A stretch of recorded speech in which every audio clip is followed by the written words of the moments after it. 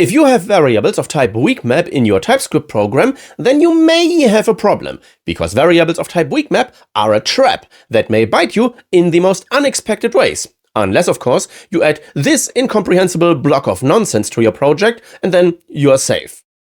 How? Why? Allow me to explain. TypeScript does not distinguish between types with equivalent interfaces. This is called structural subtyping, and it's usually not a big deal. Objects with the same shape, the same public interface, like A and B in this example here, are treated as completely interchangeable. You can assign A to B, B to A, and the TypeScript compiler won't complain.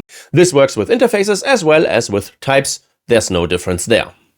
Within TypeScript, there are exceptions to structural subtyping, but these only serve to prove the rule. Structure is all that really matters. If you're not used to structural subtyping, then the notion that types like cat and dog in this example here are interchangeable sounds completely ridiculous, but this is how TypeScript works.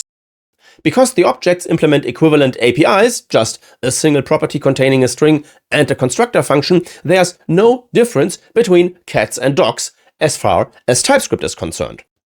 If you ask the JavaScript runtime, it will tell you that cats and dogs are in fact not the same, but because TypeScript only looks at the structure, it will let you use cats and dogs interchangeably. But it's not always that simple. Let's say we need a type to represent a color value. For an RGB type, we simply put 3 numbers in a row, bam, we're done. But the problem is that there's other values that are also just 3 numbers in a row. Other color values even. Let's say we create an HSL value, also to represent a color, also with 3 numbers in a row. But as far as TypeScript is concerned, both are completely interchangeable. The problem is when we interpret these 3 numbers, we get completely different results depending on whether we treat them as RGB or HSL values. How can we fix this? Well, usually by changing the type's structure. This then reflects that 3 numbers as an RGB value and 3 numbers as an HSL value actually mean different things. Okay, but what has any of this to do with WeakMap?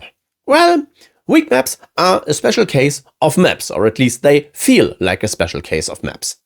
Maps are at this point an established data structure in everyday JavaScript. They are lists of key value pairs that you can use to associate data with other data in a record data structure kind of way.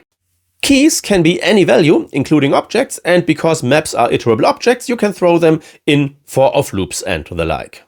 Weak maps look similar on the surface, but they are actually quite distinct because they implement some funky garbage collection semantics. Keys on weak maps must be objects or non-registered symbols, and they are held with weak references.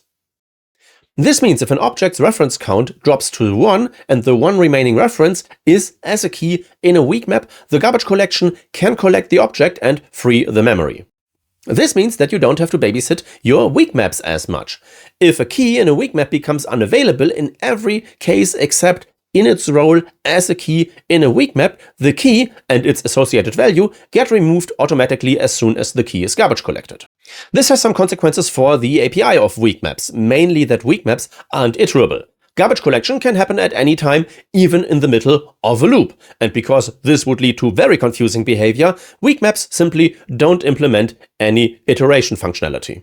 So speaking strictly from an API perspective, maps and weak maps are quite similar. They implement a whole bunch of shared functionality, but they are actually distinct objects. Their semantics are completely different, even if the APIs look similar. If we ask runtime JavaScript, it will tell you in no uncertain terms that maps and weak maps are completely distinct. With TypeScript, it's a different matter. Unfortunately, the API of weak maps is a perfect subset of the API of regular maps. And this means that TypeScript lets you assign regular maps to variables of type WeakMap.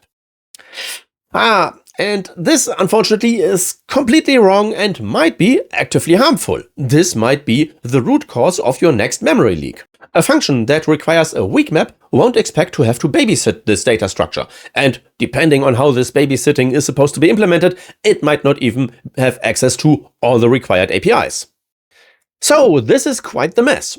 In reality, in JavaScript, maps and weak maps don't have anything in common, except superficial API similarities. But these superficial similarities are what TypeScript takes as input to decide that maps are actually a subtype of weak maps.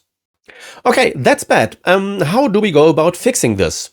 Well, with the same approach that we used to make RGB distinguishable from HSL. We make the types actually different. But how? Global declaration merging. Remember that maps and weak maps are part of regular old JavaScript, so all that TypeScript brings to the table is a bunch of interfaces somewhere in TypeScript's core. TypeScript supports built-in JavaScript objects by simply declaring a whole bunch of interfaces, and that's about it. It's make-believe, but it's usually pretty effective make-believe. And in this case, it's important that the built-in declarations are interfaces and not types. Interfaces and types are mostly the same, but only interfaces can be merged. If you have two declarations of an interface with the same name in the same scope, then the resulting type is a composite type of all the interface declarations. The instance of A in this example supports both foo and bar because the two interface declarations get rolled into one, and it's pretty much like you only had one interface declaration containing both properties.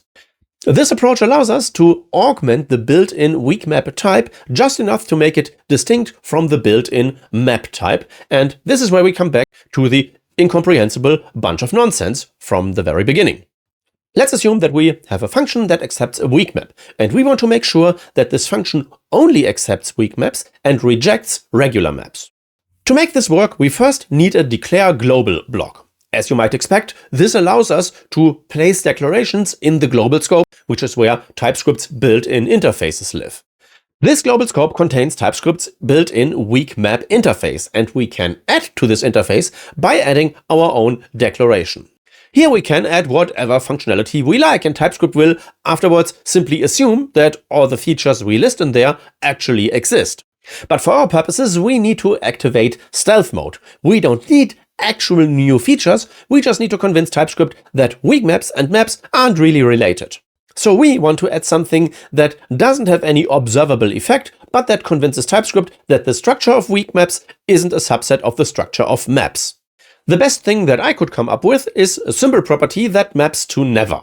Because this is a symbol property, it doesn't appear in the autocompletion, and it also doesn't appear in whatever approach to iteration you might use towards objects. I mean, iterating a weak map doesn't make any sense in the first place, as we have discussed, and applying a for-in loop to weak maps is outright deranged. So I wouldn't know why you would do this, but even if you did, the symbol property wouldn't appear.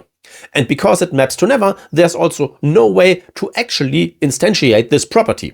And because all of this is happening inside TypeScript and only concerns the type checker, there's no runtime changes required.